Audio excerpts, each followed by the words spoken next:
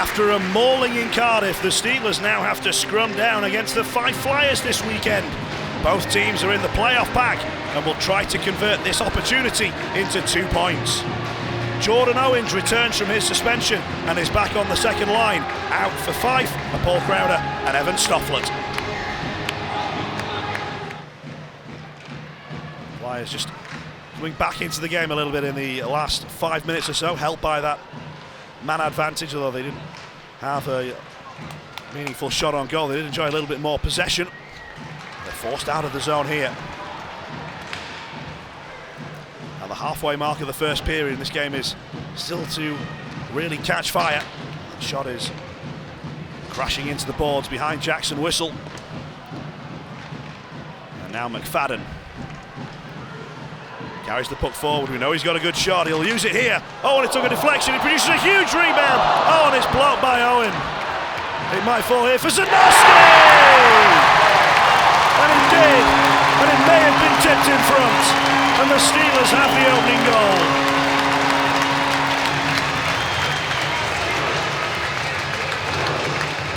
The clearance only got as far as Tom Zanoski. And Shane Owen tried desperately to get back into position as the shot comes through. He knocked the net off, but the puck was already in. Dowd is celebrating. And the Steelers crowd is celebrating along with him. We'll have to wait on official confirmation. But Owen did really well on the initial save, but he's got to get back into position. And Zanoski did well to get the shot away quickly before he was really truly set.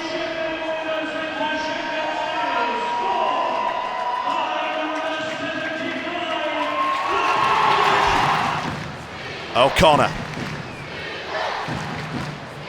Steelers looking to their Brit so far as Dowd takes the shot on. It blocked and it very nearly fell for DeLuca. It'll come back to O'Connor. Dowd with the one-timer, and that one was blocked. And is it jammed in? The Steelers think it is, but the referee says that it is not. Oh, and there's a bit of pushing and shoving, and Zanoski goes flying. The whistle had long since gone. Goal line technology is available. Are we going to get a review? Yes, we are. We should be able to take the best look that we can give you. So the shot from Dowd, really not far away at all, but when it bounces back through, can DeLuca get to it? Well, there's a touch from Pinkston's stick, and that is so difficult to tell from that particular angle. DeLuca is certainly interested, but the officials have seen what they need to see. And it is confirmed by Dean Smith as no goal.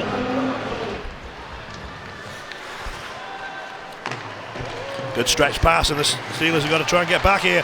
David Phillips was caught out by that pass. Flyers have it. Power play is winding down, but there's a shooting chance now. They take it on. Whistle makes the save. There's still a rebound loose at the side of the goal.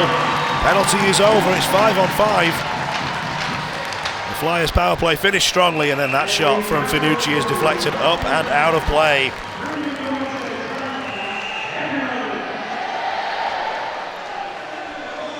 can see the shot from Bulmer that Shaber had a little nibble at after it came back off Jackson Whistle, and this was the one from the awkward angle. You see Whistle moving towards that post, skate first. Steelers across the line again, Westerling. Oh, and he was just taken out of the play. Had his stick lifted and never got a shot through. Johnson is pushed hard. There's a penalty coming, and there's a few gloves coming in. Oh, and Johnson has been gone after. A few players piling in.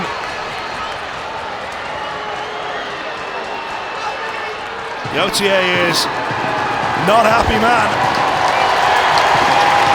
And you wait to see what's going to get called here. So there's the first shove from Bulmer, then Phillips on Bulmer. Then Gauthier comes in, Johnson and Phillips on him, and then Bulmer with the gloves off, trying to keep the orange shirts away from his teammate.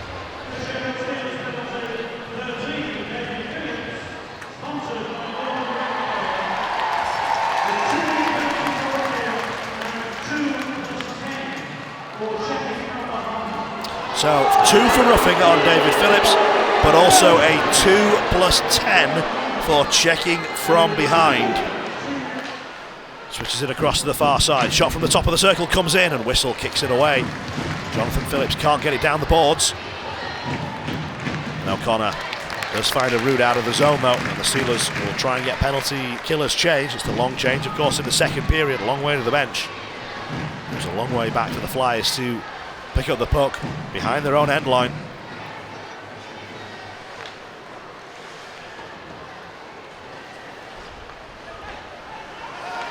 Puck breaks for Finucci, he's getting it all the way round and scores! Made it happen himself. No Steeler got near him, and he beat Whistle with the wrister, and the power play equaliser for the Fife Flyers. He waits and he waits, and his patience was rewarded. Martinelli, Whistle and Pitt all unable to make a telling block. And the equalising goal. Flyers trailed after the first, level after the second, looking to take the lead for the first time tonight. Venture forward comes to naught though, and Dowd gets the Steelers moving the other way. Neely trying to trap that one on the far side. It might come to Dowd, who spins and shoots, but it's off target.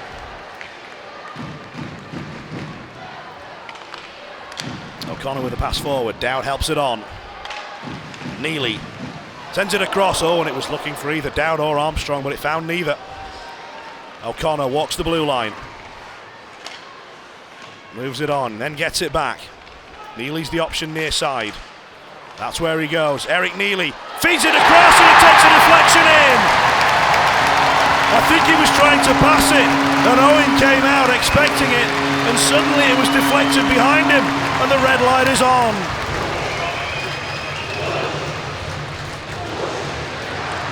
Neely had the space, but he's trying to feed the pass, and it's deflected in off Finucci. He scored at that end in the second period, but he's inadvertently turned that one beyond his own netminder in the third.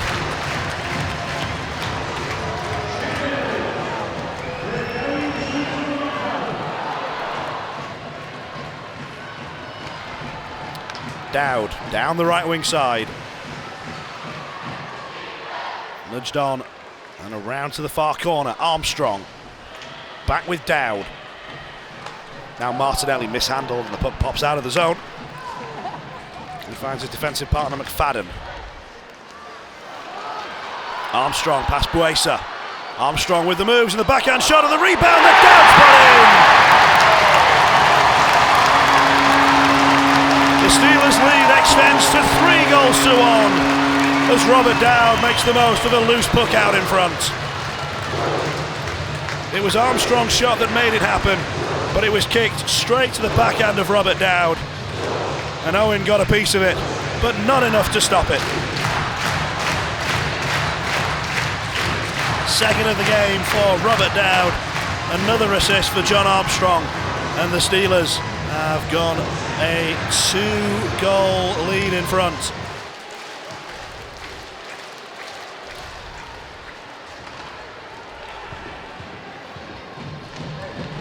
Oh, there's going to be a high stick there. Finucci. Oh, it's not been seen by any of the officials, but Finucci surely caught his opponent there. David Phillips with a very high stick. Phillips, well, we saw him drop straight to the ice.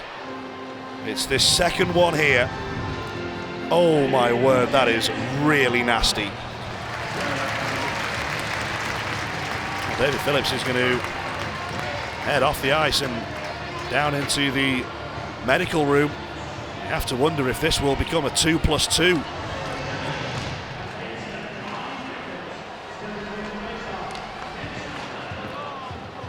Flyers clear their lines. Whistle is out of his net. And Neely with the pass across. Pitt strides forward. Still Josh Pitt. Now it's McGrath on the near side. Checks his options. Brings it in, backhands it across. It's into a tight spot, and it's fired in by Eric Neely. The Flyers didn't get out of the way, and the Steelers have wrapped up victory with a power play goal.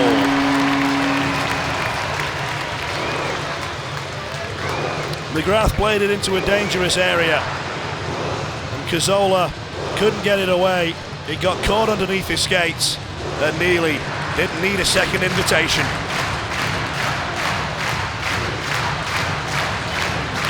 The Steelers did the damage in the third period with 3 unanswered, and they are winners by 4 goals to 1. 2 for Dowd, 2 for Neely. Too much for the Flyers.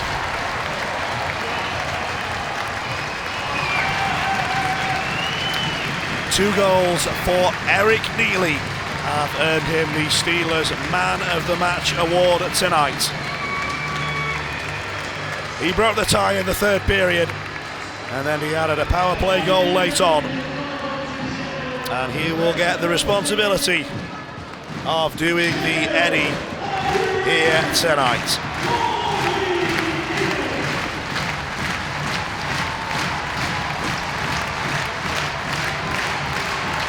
His first Eddie since he's rejoined the Sheffield Steelers.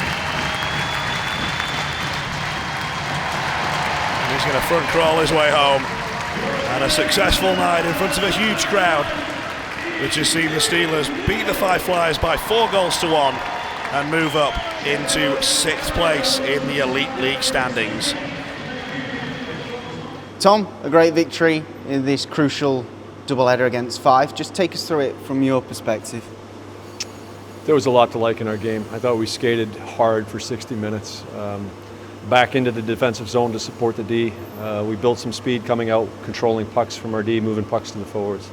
I thought we were in and on a hard forecheck, skating hard, getting on their defense, getting some physicality. And then I thought we back pressured. So when you skate and are on the puck, good things can happen. After the result in Cardiff on Sunday, obviously a disappointing result, was this the kind of the turnaround you wanted to see from your side? Yeah, I mean, you basically roll that game up and you throw it away. I mean, there was nothing positive about that game. Hopefully it was a lesson for the players that we need to be more accountable to each other than anything.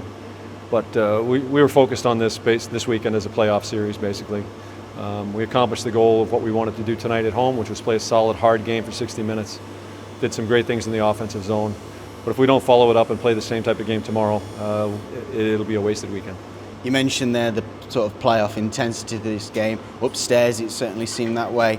And then you've got Eric Neely and Robert Dowd both getting 2 goals each. Are they the kind of clutch performances you're looking for from your star guys? We moved the lines around a little bit, put Eric up with John and with Robert, and that line seemed to really be skating.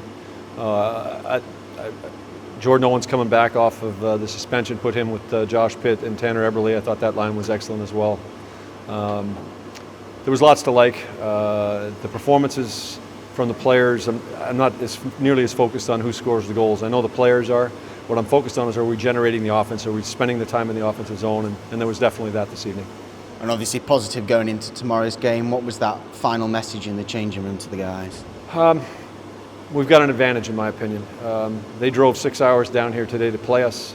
They've got a 6-hour ride back tonight. They're going to get to bed at an odd time. They're going to have an odd sleep pattern.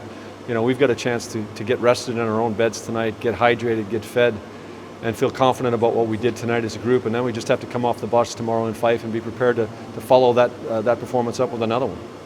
Todd, a disappointing result for your guys tonight. Just take us through that 60 minutes.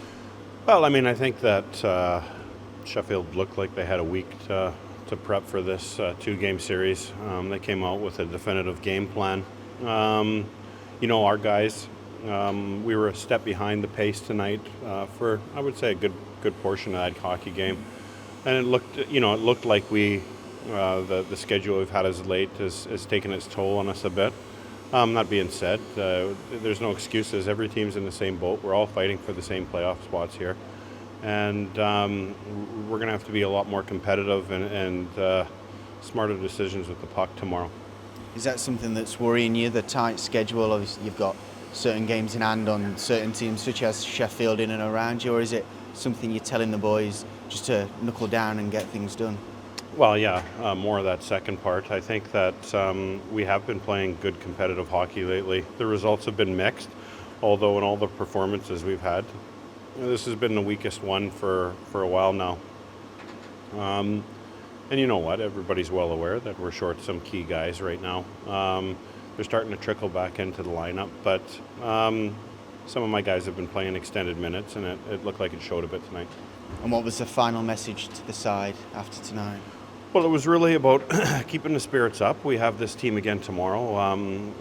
We know what they're going to do, and we'll be able to make some key adjustments. But I think probably more so for us, it's just smarter decision with the puck. You probably saw that we turned over the puck, quite a few times tonight. That down to the pressure they put on us. They put us under extraordinary pressure. I thought they competed well all night long.